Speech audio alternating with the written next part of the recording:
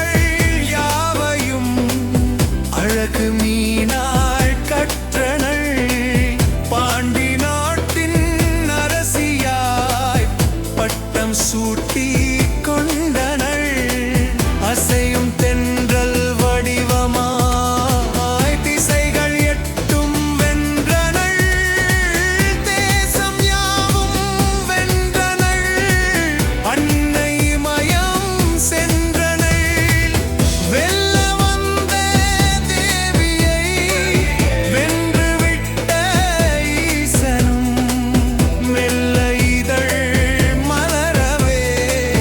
தனம் ஒன்று மறைந்ததே.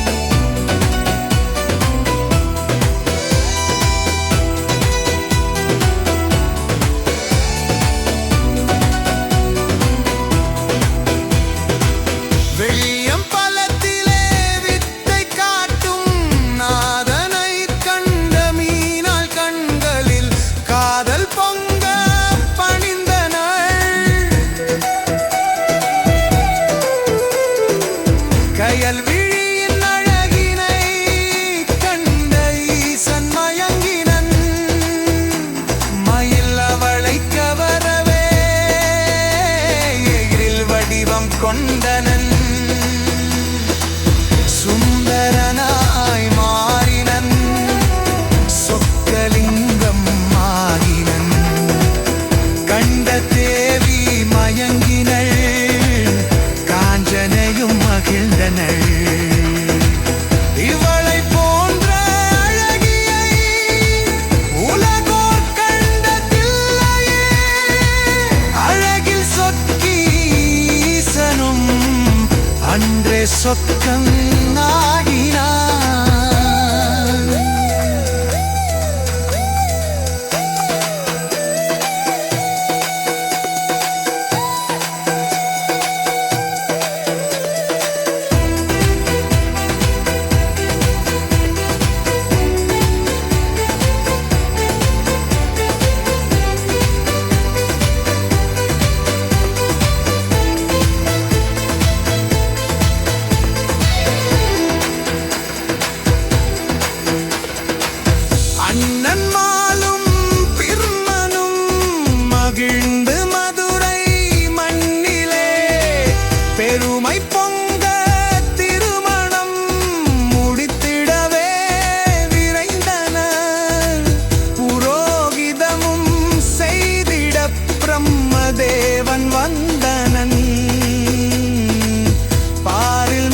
மக்கள் யாவரும் பக்தியோடு கூடினர்.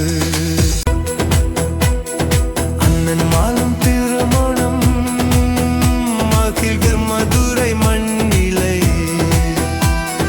பெருமை பொங்க திருமணம் முடித்திடவே விரைந்தனர். புரோகிதமும் செய்திட பிரம்மதேவன் வந்தனர். பாரில் மக்கள் யாவரும் பக்தியோடு கூடினர்.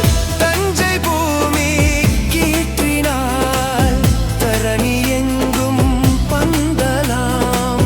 மஞ்சள் வாழை மாவிளை, மதுரை எங்கும் ஒளிருதாம். விஞ்சும் எழுவண்ணமாய் வீதியாவும் விளங்குதாம். கொஞ்சம் அழகு வடிவுடன் கூடல் நகர் துலதுதாம்.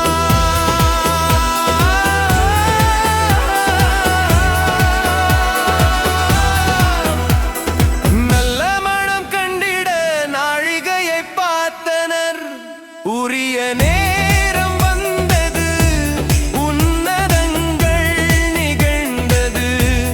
அரியமாலும் தங்கையின் அழகு கையை பற்றியே பெரிய தெய்வம் ஈசனின் பிரிய கையில் சேர்த்தனன். எங்கும் வேதமோதிட வாழ்த்து மலர்கள் சொரிந்திட, மங்கை மீனாள் திருமணம் மதுரை மண்ணில் நிகழ்ந்தது.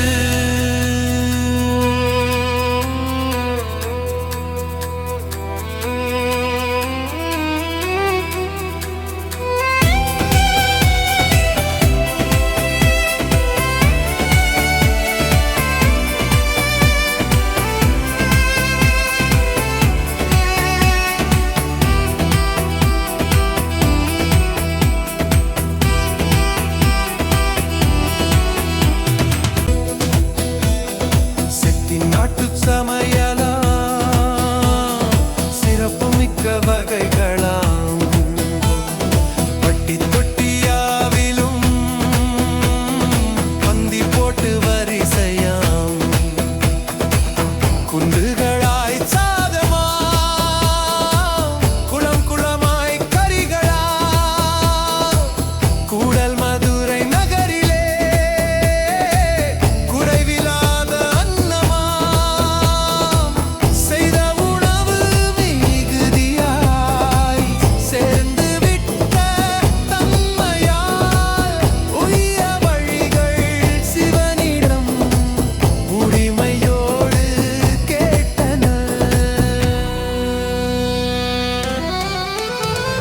சிவர்கள் ஒருவனை சிவனும் அங்கு அனுப்பிட, ஒரு கணத்தில் யாவையும் உண்டு ஏப்பம் போட்டனன். தண்ணி தாகம் எடுக்கவே தவித்து அவன் அலைகையில், எண்ணம் நிறைவேற்றிட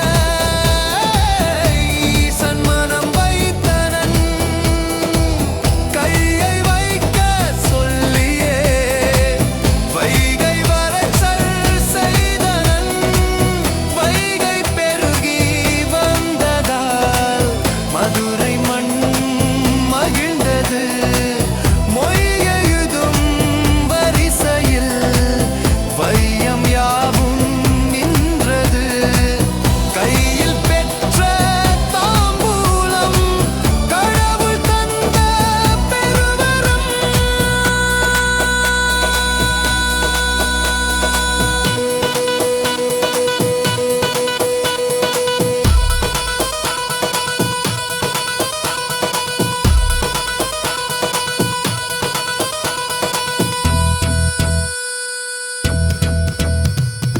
அம்மையப்ப